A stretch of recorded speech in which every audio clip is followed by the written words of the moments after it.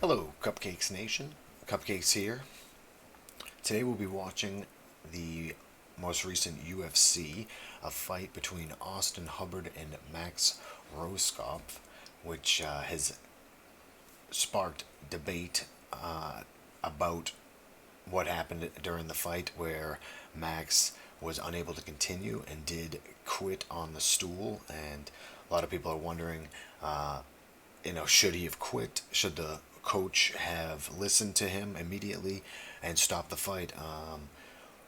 And we're going to watch today and see kind of how I feel. I mean, I have not seen the fight yet. I'm very excited to watch it. I understand it's a very good fight, so watching it here on MMA Core.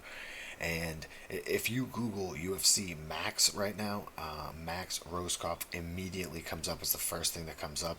And I think that that's interesting. I think a lot of people outside the MMA community are also looking for this fight to see, how bad can a fight be, and how dangerous is the sport. So we're going to see what my opinion is. 35 veteran, and I've been through the thick of it as far as MMA goes, so I understand what a tough fight is like, and I'm excited to see what Max is able to withstand during this fight. So it's a 3-part video here, so this is part 1. It'll be about 6 minutes. I'll probably give a slight input on how I'm feeling about what's going on during the fight each time before we switch videos. So let's start right here at the tail of the tape.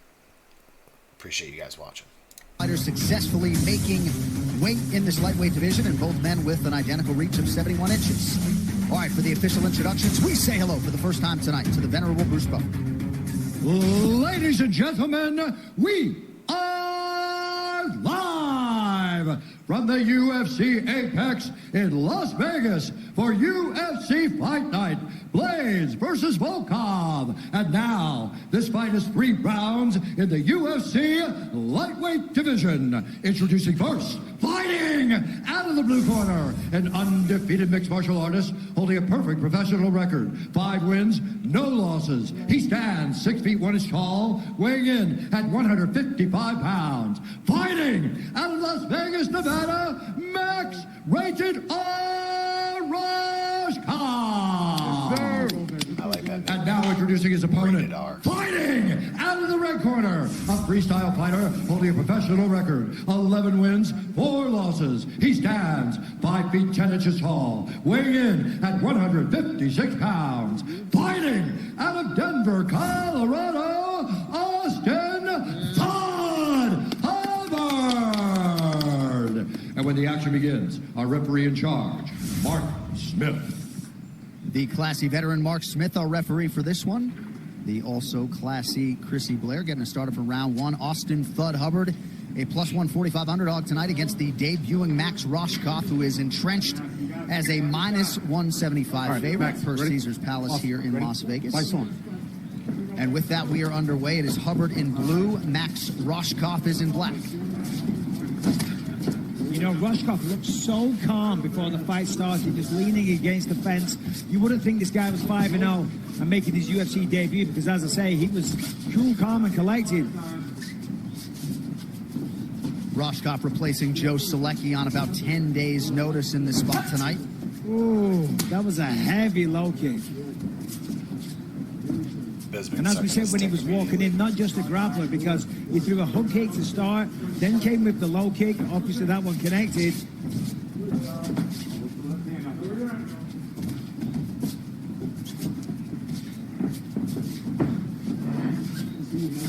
Rohskopf, a Brazilian Jiu-Jitsu purple belt under Robert Drysdale, who's in his corner tonight alongside Dewey Cooper. Ooh. Yeah, every one of Rohskopf's wins have come by way of submission, a variety of different subs as well. So a very talented grappler and a strong wrestler as well. But as we see here, the strikes look good, but he did get clipped a second ago. Rohskopf was planning on fighting on Dana White's Contender Series this summer as he absorbs a right hand from Hubbard, but the opportunity came a little bit earlier and he jumped on it as he makes the debut tonight.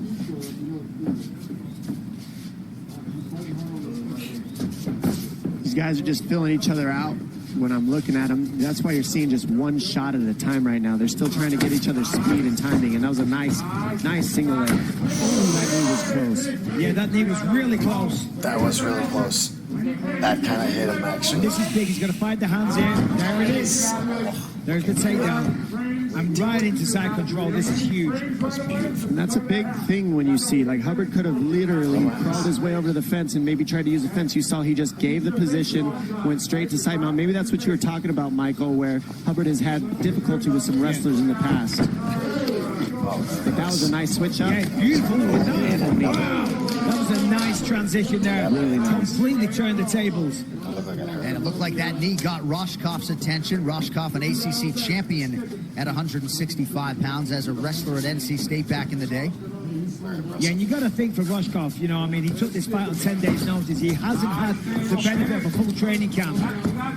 Hold on, let's see if he gets the takedown. Look at that, that was beautiful. Very, very original, I will say that. I don't see that every day. You do not see that every day. Unless, you know, you're watching me in the gym. He's attacking that ankle very hard right now. He must believe in it. Damn, dude, that is I heard a snap there. He's definitely twisting it up. No, but what I was going to say a second ago, he took the fight on 10 days' notice, and wrestling, as you know, Dom, is so, you know, stamina savvy. These knee bar transitions are very pretty. You're seeing Rohskopf be able to transition from heel hook to knee bar. What's cool about this is against Hubbard, Hubbard now just has to defend nonstop. And now that he's got both knees, legs tied up like this, it's much easier to heel hook that bottom leg, that bottom ankle. You see how he's going for the bottom one? It's easier to hit that when you tie up both legs. But this is a very tricky position. And Max is really just keeping Hubbard on the defense right now, and this is very good tactics. Yeah, it was absolutely crucial that he was fighting the hands there. Hubbard was fighting the hands, separating the grip. By doing that, he can't get the full torque on the heel hook. So, as I say, that was a lifesaver for him. Great defense by Hubbard. And Cody Donovan, chief corner, was very appreciative of that effort out of his pupil, Austin Hubbard. Coming up on a minute to go here, round one. Yeah, Max was saying he used to struggle to find opponents, and he's coming in here with a big reputation. He's got a couple of nice takedowns. He got deep on a heel hook. I think he probably thought, you know, I'm going to come in here and get another submission, because early in your career, when you're just putting together submission after submission or knockout after knockout, you think they're going to continue coming. But as we saw there, defended perfectly. It's the end of the first round almost. Rohskopf actually lived with the late Robert Follis until 2 weeks before he passed. Follis had really taken Max under his wing, and Max said a couple weeks afterwards he really broke down emotionally, and he fights in Robert's honor here tonight in his UFC debut. Interesting. He's got to shoot that jab. Jab. Looks tired. Oh, cracking right hand from Austin Hubbard. Sorry, go Mike. ahead. The big difference I'm seeing in the striking is that Rohskopf is not throwing combinations. He's throwing one or two most, and we're starting to see Hubbard really piece together combinations, and that's where you're seeing the differentials in striking, from my opinion, right now. Yeah, well, for Hubbard, you've got to be careful, right? The guy has such a high grappling accolade. You know, you've got to be careful. But now, you know, he's defended the takedowns. Now it's time to go. Okay, well, good round one. I mean, I definitely think that pretty even. I'm going to give it to Rohskopf, 10-9. He attacked that ankle and that knee really, really well. I thought that although he wasn't throwing a lot of combos, he did a great job of maintaining distance and controlling the distance. So I give it to Rohskopf 10-9. I do think that he's probably tired as fuck. It's pretty obvious. We're going to see a short ad. Skip it. Video 2. The main card continues next right here on ESPN and ESPN Plus. In the main event, aggressive ground and pound mauler Curtis Razor Blades faces the Russian Titan Alexander Volkov. Stay with us on ESPN for an outstanding night of UFC action. This kid's a nut. I love it. Straight away, there it is, an Imanari roll. Unsuccessful, but Gets the transition takedown. into a nice single leg. Underhook, left side, just smash and pass. Underhook, left pass, left side, smash and this pass. round to me. It looked like he just came right out and did what he knew he needed to. Get this takedown, create some scrambles in the grappling. Now he's on that front headlock. See if he sits for the guillotine here. He's trying to get that trapped arm guillotine. He's trying to get behind the left elbow of Hubbard. Hubbard's doing the right thing, staying on his back so he doesn't get guillotined. Now he's got to work from this position. fight the hands of Rohskopf from here, get it off the neck, and then he can start utilizing his legs in the mix too from that half guard position. Nicely done by Hubbard there. Really good defense. Now he's back on the feet, and you can see the confidence wilting a little bit in the eyes of Rohskopf. You know, he got Just a solid looks tired, takedown. bro. He had him exactly where he wanted him. That would have been the entire game plan coming into this. Had him where he wanted. He was a sitting duck, and boom, escapes, back on the feet. It's soul destroying.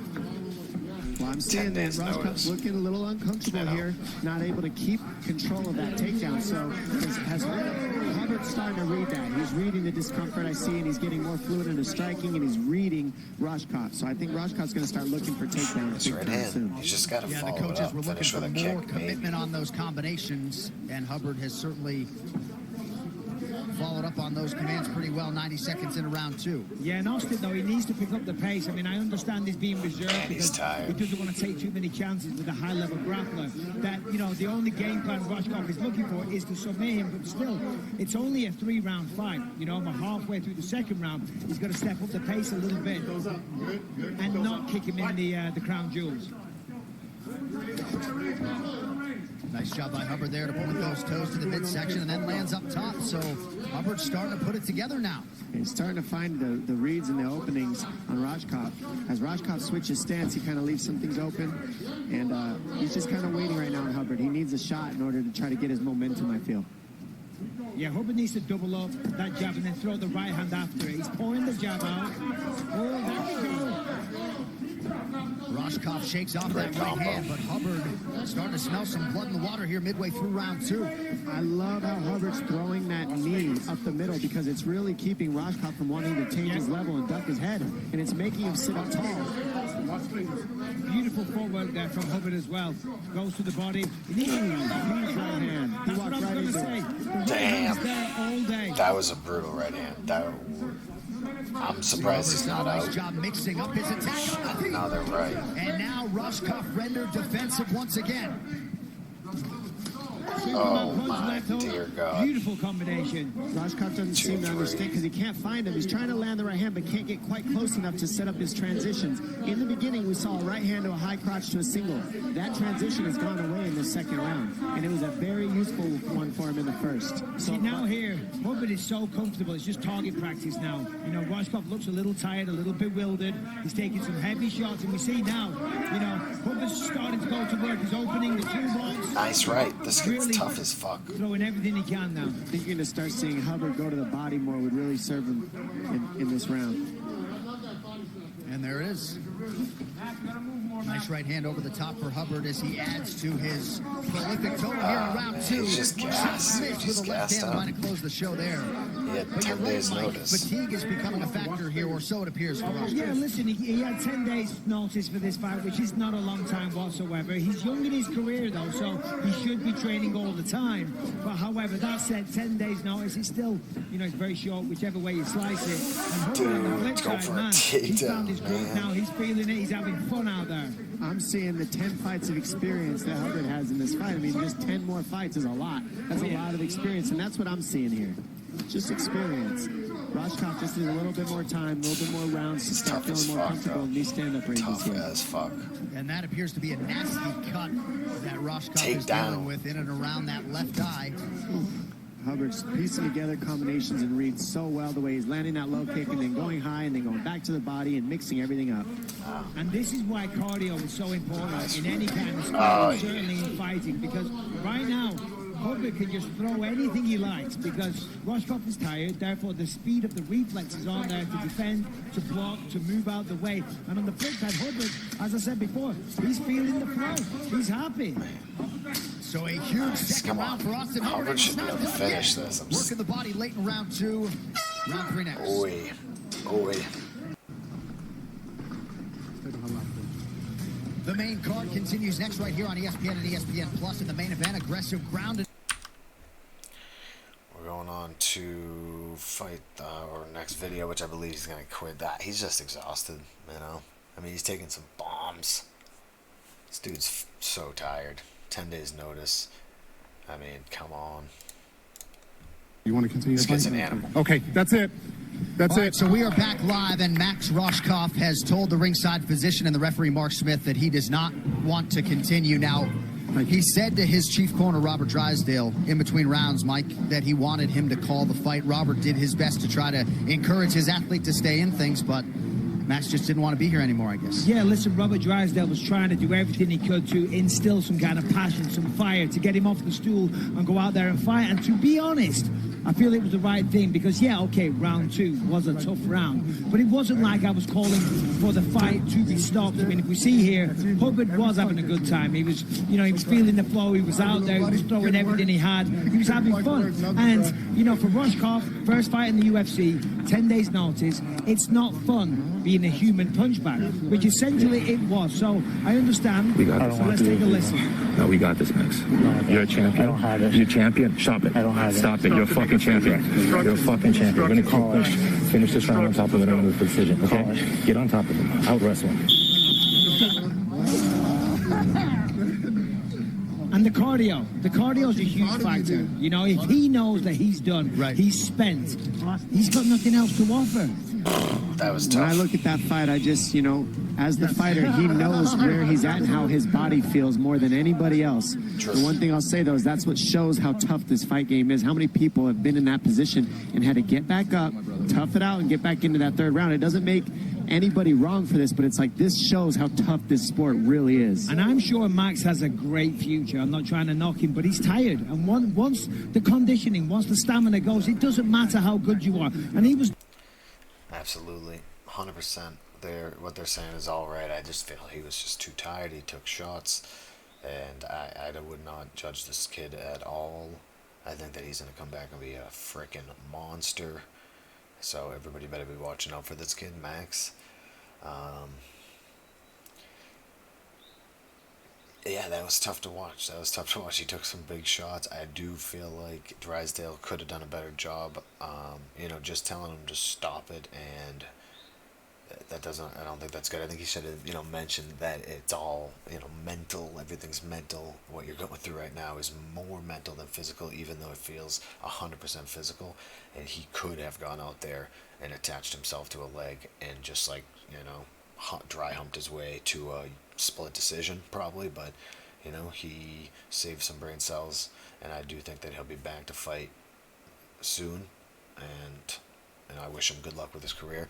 Fantastic work by both gentlemen. Great fight.